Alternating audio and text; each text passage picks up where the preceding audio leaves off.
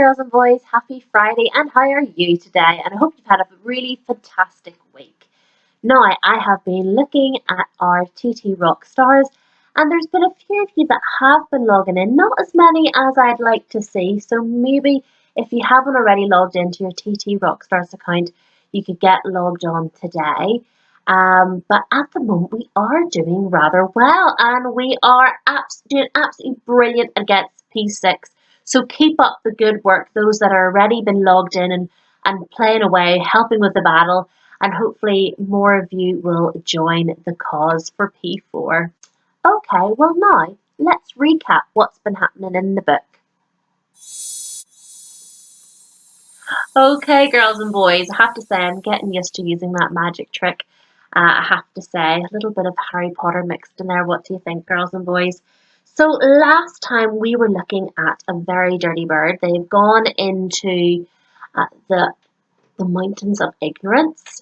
They met the dirty bird, which seemed to kind of turn all the words that they were saying completely the other way and taking things out of context. And finally, they've met this rather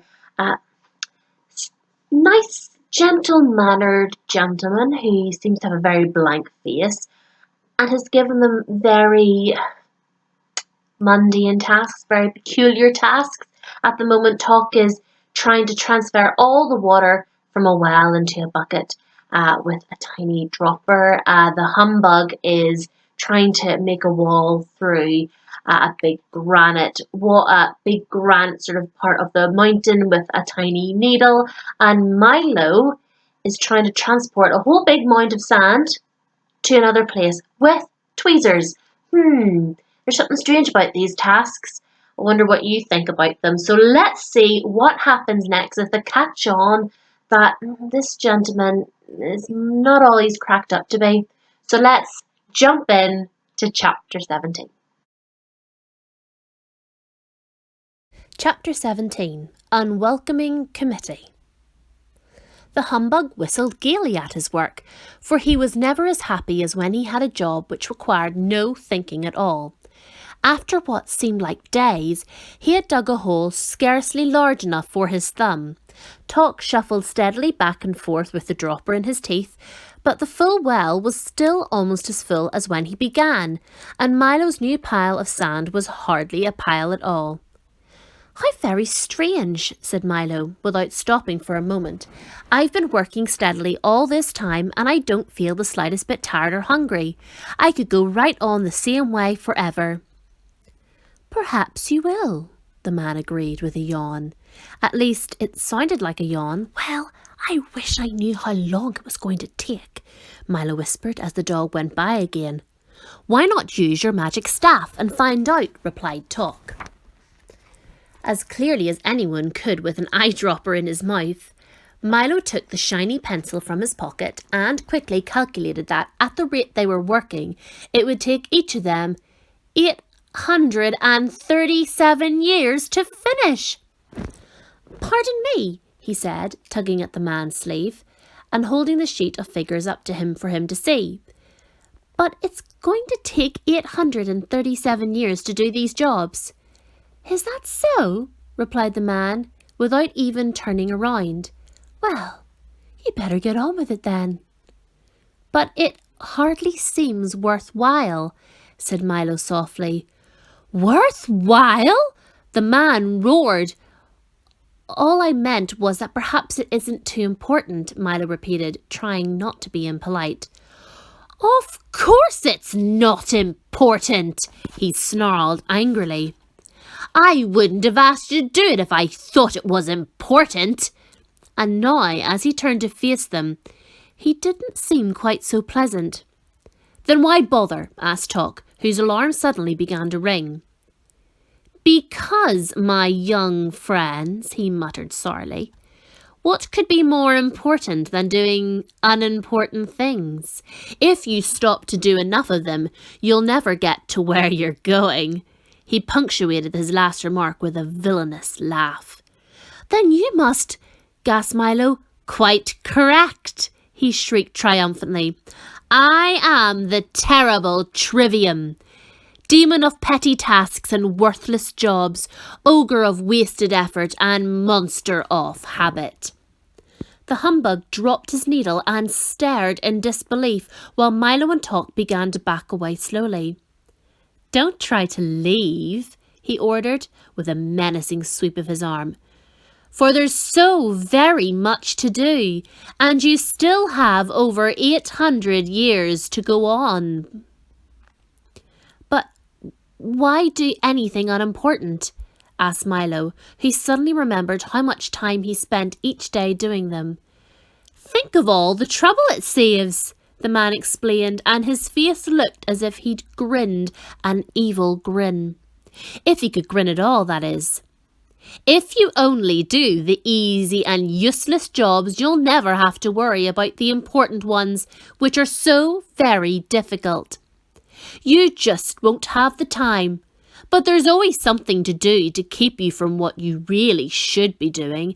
And if it weren't for all that dreadful magic staff, you'd never know how much time you were wasting." As he spoke, he tiptoed slowly towards them with his arms outstretched and continued to whisper in a soft, deceitful voice, "Now, do come and stay with me. We'll have so much fun together. There are things to fill and things to empty, things to take away and things to bring back, things to pick up and things to put down. And besides all that, we have pencils to sharpen, holes to dig, nails to straighten, stamps to lick, and ever so much more. Why, if you stay here, you'll never have to think again. And with a little practice, you can become a monster of habit too." They were all transfixed by the Trivium's soothing voice. But just as he was about to clutch them in his well-manicured fingers, a voice cried out, "Run! Run!" Milo, who thought it was Tock, turned suddenly and dashed up the trail. "Run! Run!" it shouted again, and this time Tock thought it was Milo quickly following him. "Run! Run!" it urged once more, and now the humbug, not caring who said it, ran desperately after his two friends, with the terrible Trivium close behind. "This way! This way!" the voice called again. They turned in its direction and scrambled up the difficult, slippery slopes, sliding back at each step almost as far as they'd gone forward. With a great effort and many helping paws from Tock, they reached the top of the ridge at last, but only 2 steps ahead of the furious Trivium. "Over here! Over here!" advised the voice, and without a moment's hesitation they started through a puddle of sticky ooze, which quickly became ankle-deep, then knee-deep, then hip-deep, until finally they were struggling along through what felt like a waist-deep pool of peanut butter. The Trivium, who had discovered a mound of pebbles which needed counting, followed no more, but stood at the edge, shaking his fist, shouting horrible threats, and promising to ruse every demon in the mountains. "What a nasty fellow," gasped Milo, who was having great difficulty with getting his legs to move. "I hope I never meet him again." "I believe he's stopped chasing us," said the bug, looking back over his shoulder. "It's not what's behind that worries me," remarked Tock, as they stepped from the sticky mess. "But what's ahead?" "Keep going straight! Keep going straight!" advised the voice as they continued to pick their way carefully along the new path. "Now step up! Now step up!" it recommended, and almost before they knew what had happened, they all had taken a step up and then plunged to the bottom of a deep, murky pit. "But he said up!" Milo complained bitterly from where he lay sprawling. "Well, I hope you didn't expect to get anywhere by listening to me," said the voice gleefully. "We'll never get out of here," the humbug moaned, looking at the steep, smooth sides of the pit. "That is quite an accurate evaluation of the situation," said the voice coldly. "Then why did you help us at all?" shouted Milo angrily. "Oh, I'd do as much for anybody," he replied. "Bad advice is my speciality. For, as you can plainly see, I'm the long-nosed, green-eyed, curly-haired, wide-mouthed, thick-necked, broad-shouldered, round-bodied, short-armed, bow-legged, big-footed monster, and if I do say so myself, one of the most frightening fiends in this whole wild wilderness. With me here, you wouldn't dare to try and escape." And with that, he shuffled to the edge of the pit and leered down at his helpless prisoners. Tock and the Humbug turned away in fright, but Milo, who had learned by now that people are not always what they say they are, reached for his telescope and took a long look for himself. And there, at the rim of the hole, instead of what he'd expected, stood a small furry creature with very worried eyes and a rather sheepish grin. "Why, you're not long-nosed, green-eyed, curly-haired, wide-mouthed, thick-necked, broad-shouldered, round-bodied, short-armed, bow-legged or big-footed. And you're not at all frightening," said Milo. "What kind of demon are you?" The little creature, who seemed stunned at being found out, leaped back out of sight and began to whimper softly. "I'm the demon of insincerity," he sobbed. "I don't mean what I say. I don't mean what I do, and I don't mean what I am. Most people who believe what I tell them go the wrong way and stay there, but you and your awful telescope have spoiled everything. I'm going home." And crying hysterically, he stamped off in a huff. "It certainly pays to have a good look at things," observed Milo, as he wrapped up the telescope with great care. "Now, all we have to do is climb out," said Tock, placing his front paws as high on the wall as he could. "Here, hop on my back." Milo climbed onto the dog's shoulders. Then the bug crawled up both of them and, by standing on Milo's head, just managed to hook his cane onto the root of an old gnarled tree. With loud complaints, he hung on doggedly until the other two had climbed out over him and pulled him up, somewhat dazed and discouraged. "I'll lead the way for a while," he said, brushing himself off. "Follow me and we'll stay out of trouble." He guided them along one of 5 narrow ledges, all of which led to a grooved and rutted plateau. They stopped for a moment to rest and make plans, but before they had done either, the whole mountain trembled violently and with a sudden lurch rose high into the air, carrying them along with it. For quite accidentally they had stepped into the calloused hand of the gelatinous giant. "And what have we here?" he roared, looking curiously at the tiny figures huddled in his palm, and licking his lips. He was an incredible size, even sitting down, with long, unkempt hair, bulging eyes, and a shape hardly worth speaking of. He looked, in fact, very much like a colossal bowl of jelly, without the bowl. "How dare you disturb my nap?" he bellowed furiously, and the force of his hot breath tumbled them over in his hand. "Oh, we're terribly sorry," said Milo meekly, when he'd untangled himself. "But you look like just part of the mountain." "Naturally," the giant replied, in a more normal voice. But even then, it was like an explosion. "I have no shape of my own, so I try to be like whatever I'm near. In the mountains, I'm a lofty peak. On the beach, a broad sandbar. In the forest, a towering oak. And sometimes in the city, I'm a very handsome 12-story block of flats." Then he looked at them again with hungry eyes and wondered how good they'd taste. "You look much too big to be afraid of anything," said Milo quickly, for the giant had already begun to open his mouth wide. "I'm not," he said, with a slight shiver that ran all over his gelatinous body. "I'm afraid of everything. That's why I'm so ferocious. If the others found out, I'd just die. Now do be quiet while I eat my breakfast."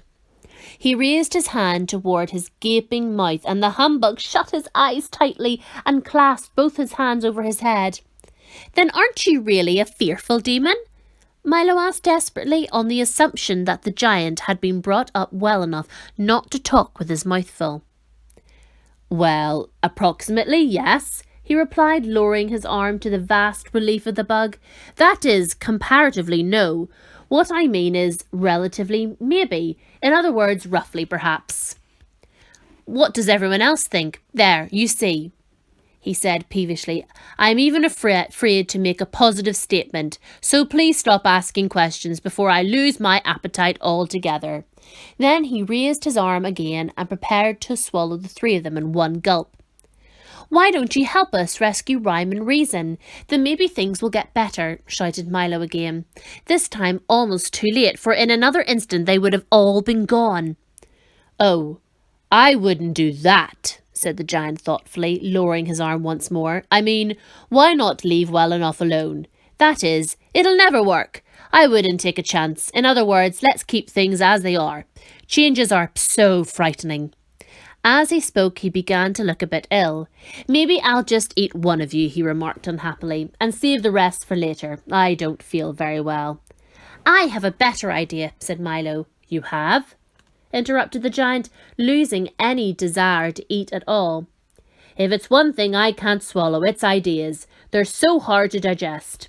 I have a box full of all the ideas in the world," said Milo proudly, holding up a gift the King Azaz had given him. The thought of it terrified the giant, who began to shake like an enormous pudding. "Put me down and just go away," he pleaded, forgetting for a moment who had hold of whom. "And please don't open that box." In another moment he'd set them down on the next jagged peak, and with panic in his eyes lumbered off to warn the others of this terrible new threat. But news travels quickly. The word snatcher, the Trivium, and the long-nosed, green-eyed, curly-haired, wide-mouthed, thick-necked, broad-shouldered, round-bodied, short-armed, bow-legged, big-footed monster had already spread the alarm throughout the evil, unenlightened mountains. And out the demons came. From every cave and crevice, through every fissure and crack, from under the rocks and up the mud, stomping and shuffling, slithering and sliding through the murky shadows, and all had only one thought in their mind: destroy the intruders and protect ignorance.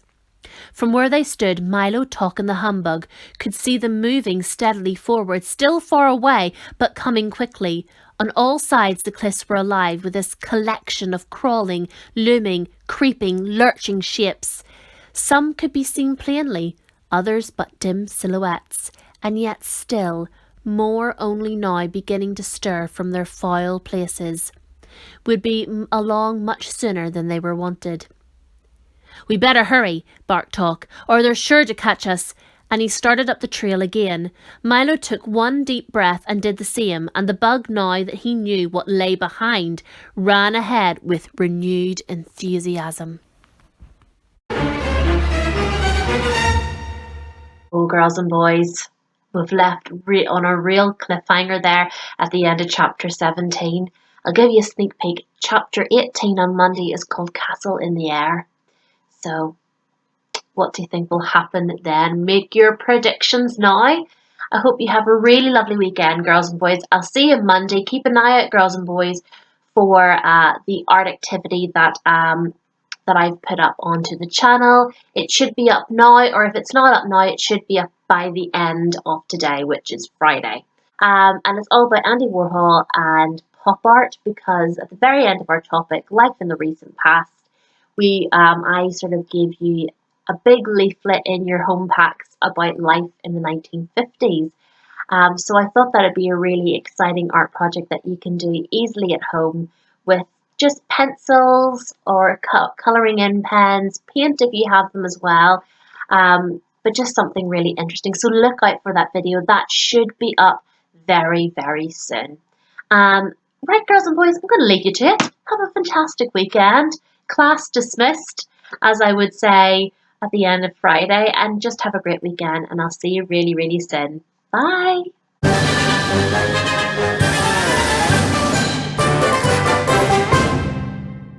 Where do polar bears keep their money? In a snowbank.